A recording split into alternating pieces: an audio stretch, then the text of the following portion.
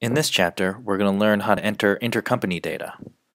So if you go to your work instruction, you can see that I'm already logged in, but go ahead and log into HFM. And if you're in the browser view, you're going to want to navigate to the intercompany forms. And we do that by going to our Documents, Data Forms, and you'll see intercompany forms here. And you can see that we've navigated to our intercompany balances. Now, alternatively, the easier way is to change to your project view. And as you can see, the default task list that we've set up, intercompany balances is the first form in the list.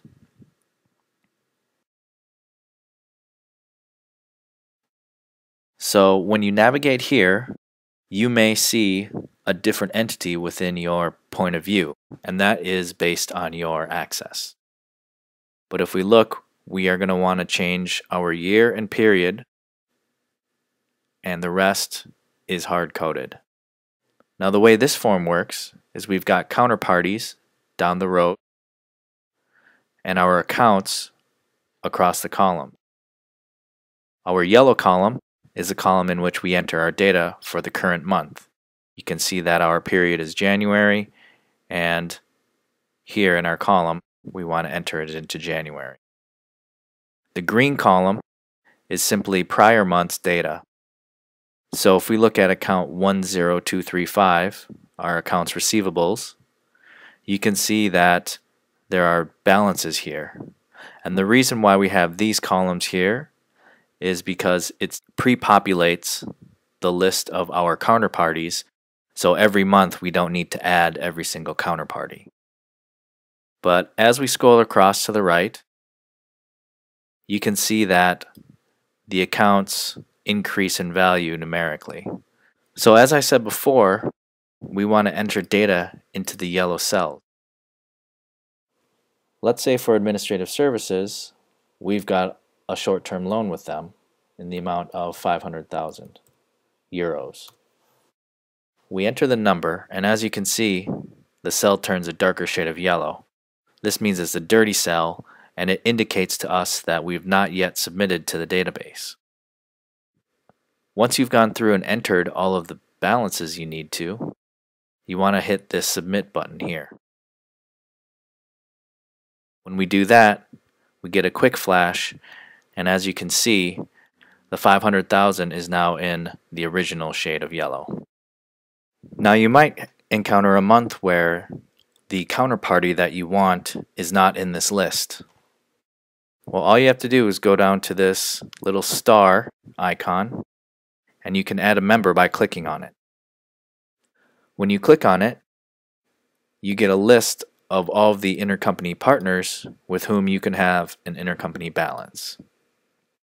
Let's select Camoplast Solidio Holding 5040 USD. We click OK. And as you can see, Camoplast Solidio Holding, we've got the little plus sign indicating that we've added it. We can enter our amount. Again, the cell turns dirty, and we submit. Now once you submit, the order in which the companies appear may change. So you can see now that it's up here in the middle when before it was in the bottom. Also, when you're adding entities, you don't have to add them one at a time. You can select as many as you need to, click OK, and they'll all be added to the bottom of the form.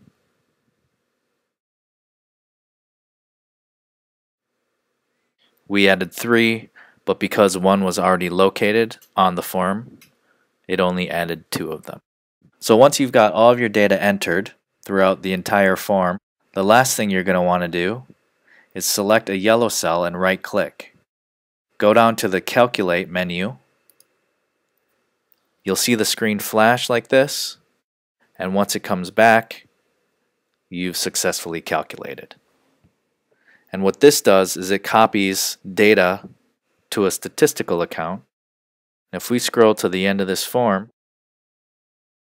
you can see that you've entered your purchases goods and purchases components. However, you've not entered your sales of goods and components. Those will be copied from the P&L. And those accounts that you've already entered are sales of goods intercompany, component sales, and compound sales.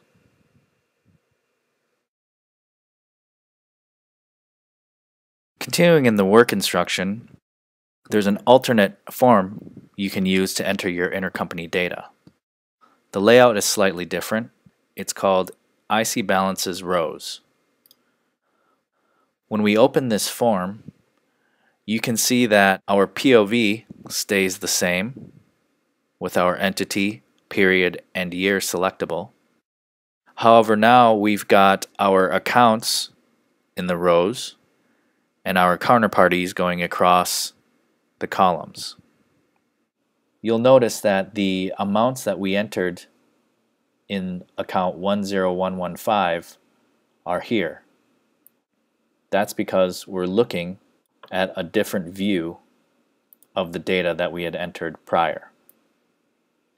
The layout is just a bit different, and in this form, it's every counterparty account combination that you can have. You don't have to go through and add any counterparties that are not on this list because they are all here. And again, we can change data here. We need to resubmit. And you can see that the amount has changed. Now if we go back to our first form, this form will also reflect that change. As you can see, the 500,000 has now turned to 250,000. The last step is to right-click and calculate.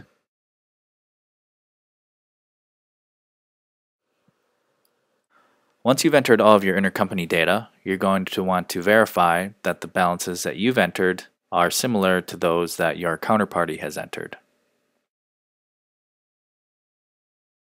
We're going to do this by running a couple of intercompany matching reports. You can navigate to them through the browser view by going to Documents, Reporting, Intercompany, and you'll see the BS-IC match and the IS-IC match. Or you can look at your project view and see that items 3 and 4 are the two reports we'll need to run. Click on the balance sheet intercompany matching report, and what we do here is we select the format in which we want the report to appear. For most intensive purposes, you can just leave it at the HFM format and it will be just as readable as any of the others. If you want to print it, I would suggest you open it in the PDF format. So now in this pop-up window, you get some options to select. The first option that you will definitely want to override is the POV. So tick this box here. We want to leave Interco as the scenario. We want to run it for January 2013. And instead of entity currency, we want to select US dollars, because if your counterparty is not on the same currency as you, your balances will likely look very odd. So once we've selected our POV, click OK, and your report will be displayed. Now if we maximize this, this is a relationship. So when we look at this line, Administrative Services with Solid Deal International, this is a relationship, meaning Administrative Services and Solid Deal International have balances with one another. In the entity amount, we're looking at the entity column. So in this case, Administrative Services is showing a balance of 1.9 million. Solid Deal International is the partner, and they are showing a balance of 12 million, yielding a difference of 10 million. Going down to the third case, Administrative Services has a relationship with Solidil Holding, and both the entity and the partner amount are $700,000, and the difference is 0. Now I'm running this report now as an administrator, so I will see many more relationships than most of you will see. You will only see the entities to which you have access. Now let's go back and run this report again using a different option. So again, we're running the BS IC match report. We click OK. Our options window pops up, and as you can see, it retains what we had selected prior. Now let's not suppress our details. So we'll tick that box, we'll click OK. We'll let the report run. And now you see additional rows. Looking at the relationships that we looked at in the first report, you can see that now we've got a little more detail on the relationship between Administrative Services and Solidil International. You can see that Administrative Services has a short-term loan receivable with Solidil International for $1.9 million, and Solidil International has a short-term loan liability with Administrative Services for $12.1 million. This relationship is broken down to the account level, whereas before you could only see the relationship on a balance level. Looking at the next grouping, Administrative Services and Solidil Holding, you can see that there is a loan receivable and payable, and both of them have recorded the same amount. Now let's run the income statement matching report because it differs just slightly. So click on IC match. You get the same output options. We click OK and we get the same options. This time let's suppress the details. We'll use the same POV as we used prior. We click OK.